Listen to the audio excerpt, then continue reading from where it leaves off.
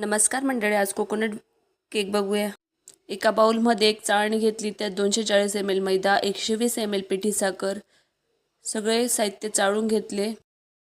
120 ml desiccated coconut, 1 teaspoon baking powder, 1/4 teaspoon baking soda, 1 tablespoon वेलची powder, सगळे साहित्य mix करून घेतले।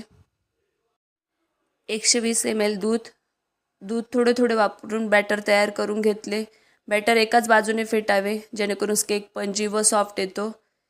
एक केक टिन घेतला, त्याला तेल व मैदा लावून घेतले व बॅटर ओतून घेतले। गॅसवर एक पातेले ठेवले, त्यात स्टँड ठेवून प्रीहीट करून घेतले व केक टिन ठेवून दिला। 20 ते 25 मिनिटांसाठी बेक केले। फायनली डेसिकेटेड कोकोनट केक तयार। लहान मुलांना नक्की आवडेल। व्हिडिओ